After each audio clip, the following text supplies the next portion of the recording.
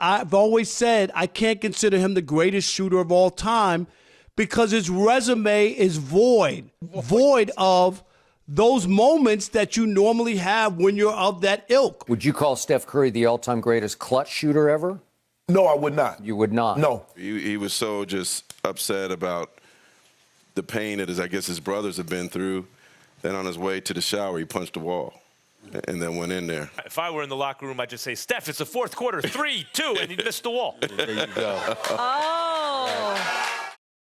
When we talk about the legacy of Stephen Curry and how much it's changed even just over the last few seasons, there isn't really that much that you can say about him anymore. After 2016, and especially after 2019, the talks about his career were at an all-time high because this was after the Warriors had blown a 3-1 lead in the finals and after Steph had failed to come through in the clutch again in Game 6 of the 2019 finals. But ever since then, he's been doing just about everything right in terms of being able to quiet all of these narratives surrounding him, especially in 2022 when he won his 4th championship and, more importantly, won a championship without Kevin Durant and without facing an injured team, and winning the first finals MVP of his career. A playoff run which pretty much put to rest almost every narrative that existed in regards to knocks on his career. Everyone except for one, even though it hasn't been holding up as well, especially since that series. And that is, of course, Stephen Curry is not clutch. He's a front runner. He only makes shots when he's up by 15. He can't handle the bright lights. And while there used to be some data to back this up, that's simply not the case anymore. And with him likely about to win Clutch Player of the Year, and with a good amount of people still pushing back on that possibility, I thought it would be a good time to take a look back at the season that he just had so that we can truly understand what this dude actually just did. After the end of the season, there have been 2 main names that have come up in the conversation for Clutch Player of the Year, those 2 names being DeMar DeRozan and Stephen Curry. And just on paper, both of them have been absolutely incredible, absolutely incredible in the clutch this season. But in terms of Steph's case, I don't really think it's a competition at this point. Steph led the league in clutch points at 189, and he did so while shooting 49.6% from the field, 45.7% from 3, and 95.1 at the free throw line. The Golden State Warriors had a record of 23-20 in the clutch games that he played, which comes out to a win percentage of 53%. And that's about where the conversation ends for a lot of people, but just stay with me for a second, because I feel like this season has worked to eliminate some of the narratives surrounding him, especially when it comes to things like only being able to score when the Warriors are up, or things of that nature. This season, Steph was first in points when trailing, and first in field goals when trailing. And in terms of total field goals in the clutch altogether, he led the league in that as well with 59. And as I said, he shot 50% from the field while doing this. Second place was the likely runner-up, DeMar DeRozan, with 55, and he shot 49% on these shots. But I wanted to take a closer look at this. Of these 59 shots that Stephen Curry hit, 32 of them were 3-pointers. And of course, that was something that we might expect. Stephen Curry is in fact the greatest shooter ever, so it makes sense that over half of his field goals in clutch time were also 3s. But me just saying 32 threes made in the clutch doesn't give any weight to what this actually is, because making 32 threes in a finite amount of time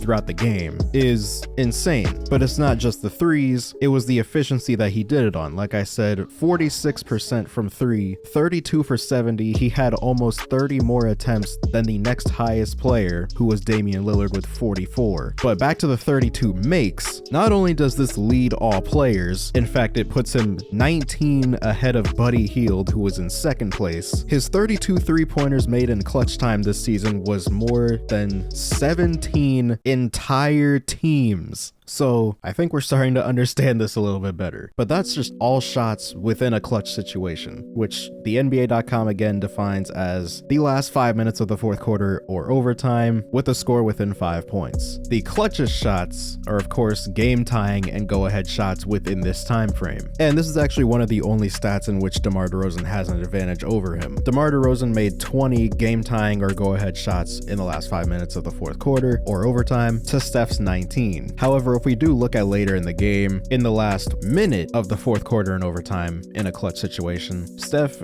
goes back to leading the league in game tying and go ahead shots in this time frame with 10. And if we look at the last 24 seconds, he still leads, this time with 7. But despite all this, the Warriors still, of course, had a record of 23-20 in the clutch games that he played and finished with 46 wins, which was good enough for the 10 seed in the West. And this is another factor that instantly disqualifies him for some fans. I will again try to change your mind, because when you think about everybody else in the top 5 in total points in the clutch, you're talking about some players that are on some pretty competent teams. Maybe not fantastic teams for some of them, but ones that will, for the most part, be able to hold it down so that the player can come in and clutch up the game when needed. The other 4 players in the top 5 in total clutch points were DeMar DeRozan, Damian Lillard, Nikola Jokic, and De'Aaron Fox. And here are all of their total clutch points for the season. But the thing you need to take note of here is the difference in responsibility that these players have for their teams. And we can figure this out by looking at their total clutch points compared to the clutch points from their teams. If we take a look at the total amount of points scored by the player's team during clutch time this season, this is what it would look like. And if we do some simple math, we will figure out that Stephen Curry has been by far the most important player to his team in clutch time this season, scoring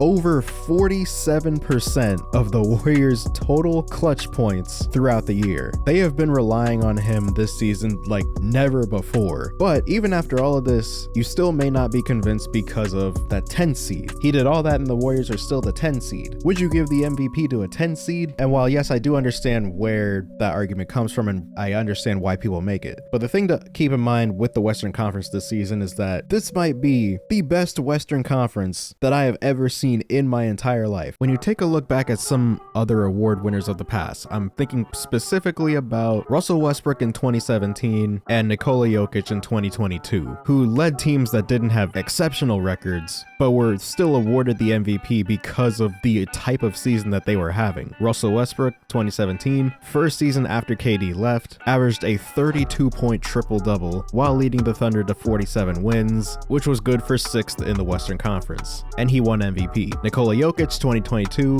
had one of the craziest seasons in recent memory, especially for a center, and led the injured Nuggets to the 6th seed while having a generational difference in team performance with him on the court versus off. They are obviously not the rule when it comes to winning awards like that, but I bring them up to kind of show that when you're having a great enough season, it doesn't really matter where you finish in the standings as long as you're still winning games. And they were such insane seasons that it truly made the voters realize that yes, they are by definition the most valuable players in the league. And that's basically the argument that I'm making here. Stephen Curry is by definition the clutchest player in the league. While yes, the Golden State Warriors are the 10 seed, that deliberately ignores the context of them having the most wins by any 10 seed in NBA history, and potentially, depending how the play-in goes, the 3rd most wins by any team to not make the playoffs. And whenever someone brings up the record or the seeding, I want to take a look back at last season. If you're unaware, the clutch player of the year in the 2023 season was awarded to De'Aaron Fox, who led the 3 seed Kings to their first playoff appearance in almost 20 years, and he did it while being exceptional in the clutch. But context, the Sacramento Kings won 48 games last year and were the 3 seed. The Golden State Warriors have 46 wins and are the 10 seed, having to play 2 play-in games to make the playoffs. So that was number 1, but number 2, and the most important part, when we take a look at all the clutch stats from De'Aaron Fox last season, it's pretty incredible, to be completely honest. And this was something that we got to watch firsthand in the Kings-Warriors first round matchup last season. And now here is Stephen Curry's clutch stats from this year. And just so that we're on the same page, these were their team's clutch records in 2023 and 2024. So, with all that being said, Stephen Curry is my clutch player of the year, and I would actually be shocked if they found a way to give it to someone else. This is pretty much the last narrative that he's needed to correct, for lack of a better word, throughout his career, and I think he might have just done it. The only problem, the Warriors are probably going home early. And speaking of another team that I think is probably going home early, I recently made a video about the Milwaukee Bucks